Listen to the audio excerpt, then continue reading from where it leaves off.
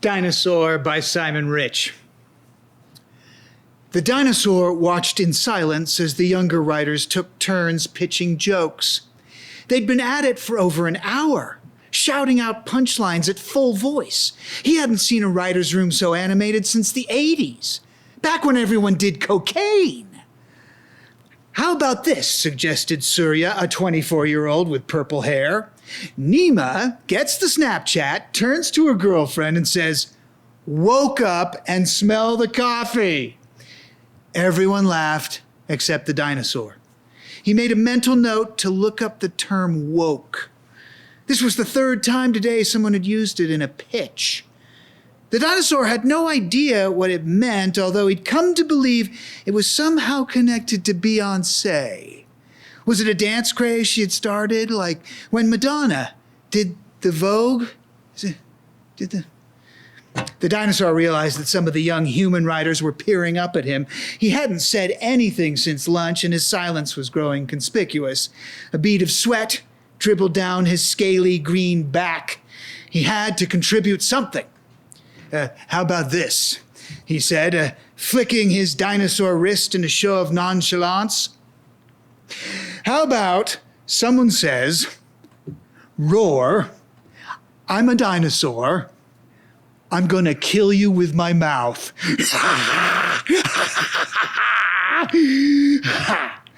The room fell silent. Several writers took out their iPhones and pretended to check their email. The dinosaur could feel his tail wagging nervously behind him. Or, he mumbled, something like that. That was the bad version. He lowered his giant dinosaur head, or maybe something with woke. He murmured something where someone does the woke. Cheryl, the showrunner, cleared her throat. "I think it might be time for a juice break," she said. The writers nodded solemnly and filed out the door. The dinosaur couldn't help but notice that nobody had offered to bring him back a juice. He didn't drink juice. He was a dinosaur, but still, it stung.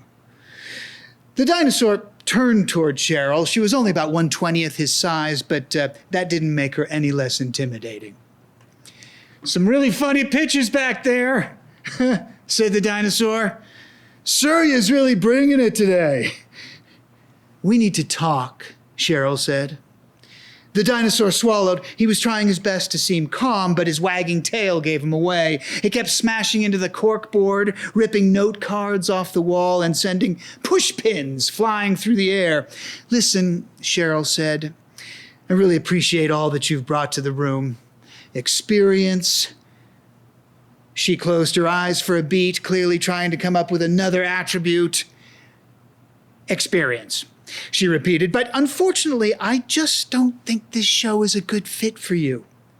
The dinosaur blinked his yellow eyes, trying his best to hold back tears. He'd been writing for TV for 150 million years, and nothing like this had ever happened to him before. "Look," he said, I know my pitches have been kind of weak lately, but I swear I can get it together." "It's not just that," Cheryl said quietly. The dinosaur squinted at her. What do you mean?" Cheryl looked the dinosaur firmly in the eye. "You've been making the other writers feel unsafe." The dinosaur laughed, his razor-sharp teeth glinting in the light. "Ha, ha, ha, ha! Unsafe? What are you talking about?" "Some of your pitches have crossed the line. For instance, the ones about killing people with your mouth." The dinosaur folded his tiny arms and cocked his head. "I'm sorry," he said sarcastically. "I didn't realize we weren't allowed to pitch jokes in a writer's room." "It's not just jokes," Cheryl said, her voice lowering.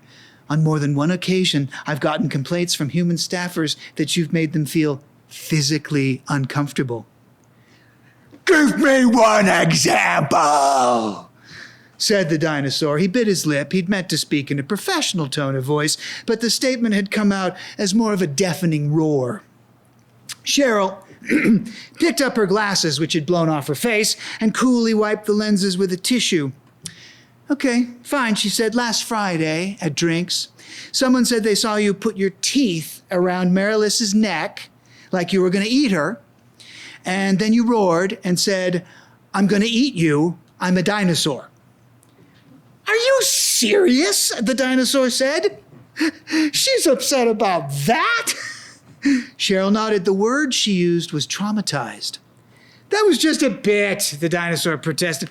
At Letterman, we did stuff like that all the time. Yeah, well, times have changed. The dinosaur massaged his giant temples. Look, he said softly, I'm sorry, all right? Please give me another chance. I need this job. My ex-wife is insane. She is a velociraptor. And believe me, the